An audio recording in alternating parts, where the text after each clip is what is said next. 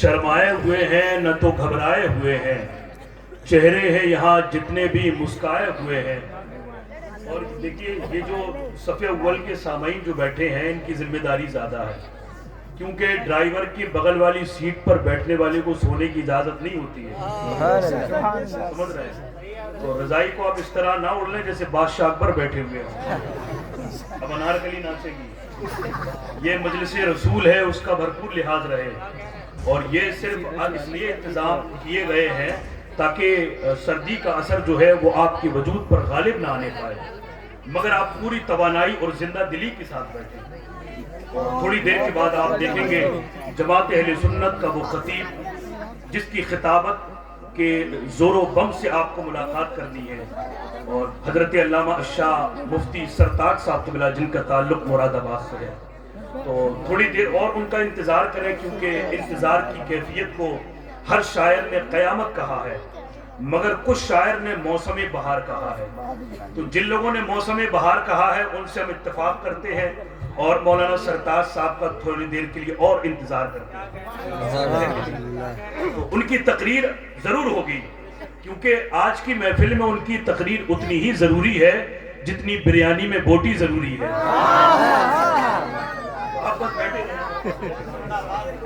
شرمائے ہوئے ہیں نہ تو گھبرائے ہوئے ہیں، چہرے ہیں یہاں جتنے بھی مسکائے ہوئے ہیں، اور جن کو بھی بلایا ہے میرے پیر بابا نے وہ لوگ بہرحال یہاں آئے ہوئے ہیں۔ وہ لوگ بہرحال یہاں آئے ہوئے ہیں، وہ لوگ بہرحال یہاں آئے ہوئے ہیں۔ تو اب جب آ گئے ہیں تو بس محبت و احترام کے ساتھ بیٹھے رہیں، کیونکہ یہ وہ پاکیزہ نعت کا دور چل رہا ہے کہ نعت کو سن کر کے ہمارے دلوں میں عشق رسول صلی اللہ علیہ وسلم کی تیز آہٹ عشاق کے دلوں میں احساس کی گرمی پیدا کرتی ہے۔ نہ جانے کس قدر اونچے ہیں کاشان محمد کے، نہ جانے کس قدر اونچے ہیں کاشان محمد کے، بدل دیتے ہیں تقدیروں کو دیوانے محمد کے۔ یہ وہی دیوانے ہیں جن کے عرس میں آپ آئے ہوئے ہیں، اس لیے آپ کے ہونے میں شک نہیں رہتا جس کے عرس میں آئے ہیں، اس لیے آپ کے ہونے میں شک نہیں رہتا، کوئی بھی غم ہو بہت دیر تک لگنے نہیں رہتا، کوئی بھی غم ہو دیر تک نہیں رہتا، اور نہ جانے کس قدر اونچے ہیں کاشان محمد کے، بدل دیتے ہیں تقدیروں کو دیوانے محمد کے۔ کوئی اجمیر سے پی لے کوئی بغداد سے پی لے، بہت مشہور ہے یہ دونوں میخانے محمد کے، بہت مشہور ہیں یہ دونوں میخانے محمد کے۔ اور جو لوگ نعرہ لگا رہے تھے کیا وہ گزر گئے؟ نعرہ لگانے والے ہیں کہ نہیں یہاں؟ ارے ہیں تو اپنی آواز کا استعمال کریں، کم سے کم تھوڑی دیر کے لیے ہم لوگوں کو چھٹی دے دیا کریں کہ یہ کام کم سے کم آپ نعرہ تکبیر، اللہ اکبر، نعرہ تکبیر، اللہ اکبر، نعرہ رسالت، یا رسول اللہ، نعرہ رسالت، یا رسول اللہ۔ دیکھو میرے نبی کسان، بچہ بچہ ہے قربان، دیکھو میرے نبی کسان، بچہ بچہ ہے قربان، بڑی شان والے بڑی شان والے۔ یہ نعرہ لگاتے رہا کریں، سبحان اللہ کہتے رہا کریں۔ ابھی میرے ایک دوست نے بتایا، میں بہت قیمتی بات آپ کو بتانے لگا ہوں کہ یہ نعرہ لگانا آپ یاد کر لیں اور اپنے بچوں کو سکھائیں۔ یہ نعرہ نہیں ہے بلکہ یہ ہمارے لیے بہت بڑا ہتھیار ہے۔ پورے ملک میں جو ہمارے حالات ہیں وہ اس وقت کسی سے پوشیدہ نہیں ہیں، تو ہر چیز پر پابندیاں لگ رہی ہیں، تو ممکن ہے کہ اگر آپ نے نعرہ لگانا بند کر دیا، سبحان اللہ کہنا بند کر دیا، تو ممکن ہے اس پر بھی پابندی لگ جائے۔ تو یہ آپ بولتے رہا کریں۔ ابھی بنارس میں احتجاج ہو رہا تھا، بنارس میں احتجاج ہو رہا تھا، تو لوگ جلوس نکال رہے تھے، نعرہ لگاتے جا رہے تھے، تو ایک سپاہی آیا اور اس نے اپنے بڑے اعلیٰ ادھکاری سے کہا کہ صاحب ان لوگوں کو روکیے۔ تو انہوں نے ایک مسلم بچے کو بلایا اور اپنے قریب بلا کر کہا یار دیکھو تم یہ نعرہ مت لگایا، اس لیے کہ ہمارا سپاہی کہتا ہے کہ جب مسلمان نعرہ لگاتے ہیں تو ہمارا سینہ دھک دھک کرنے لگتا ہے۔ بات سمجھ رہے ہیں آپ؟ بات سمجھ میں آ رہی ہے آپ کی؟ یہ نعرہ آپ لگاتے رہا کریں، مت پوچھئے جناب کہ ہے کون تخت پر، मत पूछिए जनाब कि है कौन तख्त पर, बैठा हुआ है वक्त का फिरौन तख्त पर। बात सच्ची है तो हाथ उठाकर सुभान अल्लाह कहकर के तारीफ करें। जनाब कि है कौन तख्त पर, मत पूछिए जनाब कि है कौन तख्त पर, बैठा हुआ है वक्त का फिरौन तख्त पर। कानपुर शहर के शायर ने जब ये सुना कि किसी ने ये कहा है कि मत पूछिए जनाब कि है कौन तख्त पर, बैठा हुआ है वक्त का फिरौन तख्त पर, तो उसने उसका जवाब दिया। और आप जरा भी शरीक हो जाएं और अपने हाथ को थोड़ा सा लिहाफ से बाहर निकालें और इश्क़ रसूल का लिहाफ अपने ऊपर ओढ़ें और जरा मस्ती में कहते हैं सुभान अल्लाह।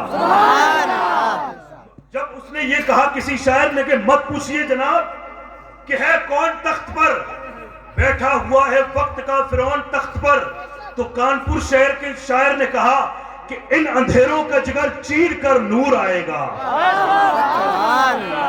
ये हमारी मजहबी महफिल है और इस वक्त जो हमारे हालात हैं वो हमारे दिलों पर जख्म पहुंचा रहे हैं और हमारी महफिल से अगर कोई बात ऐसी हो जाए जो हमारे जख्मी दिलों पर मरहम का काम करे तो ये भी हमारी महफिलों की जिम्मेदारी है। मत पूछिए जनाब कि है कौन तख्त पर, बैठा हुआ है वक्त का फिरौन तख्त पर, तो कानपुर शहर के शायर ने कहा कि इन अंधेरों का जिगर चीर कर नूर आएगा, तू है फिरौन तो मूसा भी जरूर आएगा।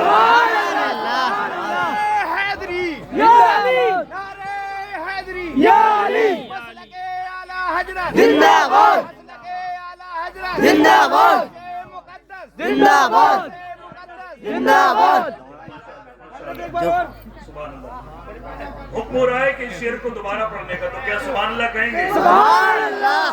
मतलब जिन लोगों ने इनाम दिया है वो इनाम भी देंगे। सुभान अल्लाह। मत पूछिए जनाब कि है कौन तख्त पर, बैठा हुआ है वक्त का फिरौन तख्त पर, इन अंधेरों का जिगर चीर कर नूर आएगा, नूर आएगा, तू है फिरौन तो मूसा भी जरूर आएगा, मूसा भी जरूर आएगा। और एक शेर देखें, हकीकतों को छुपाने से शायर कहता है कि कुफ्र का कत्लेआम जमीन पर देखेंगे, चारों तरफ इस्लाम जमीन पर देखेंगे। फिरौन और शद्दाद को हमने देखा है, तेरा भी अंजाम जमीन पर देखेंगे। आपको हमने देखा है, तेरा भी अंजाम जमीन पर देखेंगे। मगर आपके लिए यह मशवरा है कि नबी की राह से हटकर जो आदतें होंगी, या आपके लिए पैगाम, नबी की राह से हटकर जो आदतें होंगी, तुम्हारी लाश पे चढ़ के हुकूमतें होंगी। यही हो भी रहा है। नबी की राह से हटकर जो आदतें होंगी, तुम्हारी लाश पे चढ़ के हुकूमतें होंगी। सदाकतों का आलम लेके उठो तो सही, तुम्हारे पांव के नीचे रियासतें होंगी। सदाकतों का आलम लेके उठो तो सही, सदाकतों का आलम लेके उठो तो सही, तुम्हारे पांव के नीचे रियासतें होंगी, तुम्हारे पांव के नीचे रियासतें होंगी, तुम्हारे पांव के नीचे रियासतें होंगी। बस आप बैठे हैं माशाअल्लाह। और ये क्या कम है कि आप हमें सुन रहे हैं, और आप हमें इसलिए सुन रहे हैं क्योंकि हम अपने बाप की तारीफ नहीं कर रहे हैं, रसूल पाक की तारीफ कर रहे हैं। हम बहुत शुक्रगुजार हैं आपके कि आप हमें सुन रहे हैं। इस दौर में जब कोई किसी की नहीं सुन रहा है तो आप हमारी सुन रहे हैं, है कि नहीं? और अगर आप नहीं होते तो क्या हम नाते दरख्त की पत्तियों को सुनाते? तो लोगों को इस बात का लिहाज करना चाहिए कि सामईन अगर हमें सुनाने की हैबिट है तो उस लोगों को सुनने की भी हैबिट है कि नहीं है? वरना ऐसा नहीं हो कि बस पढ़े जा रहे हैं।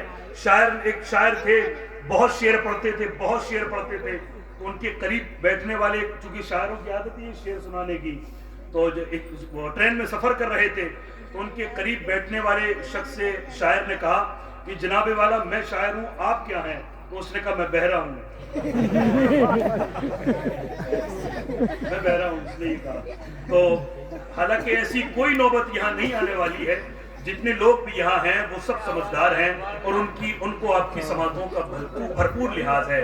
अब आइए मैं गुजारिश कर रहा हूँ एक खूबसूरत और मखमली आवाज़ के मालिक जनाब मोहतरम काशिफ रहमानी से तशरीफ लाएं और उनका इस्तकबाल करें।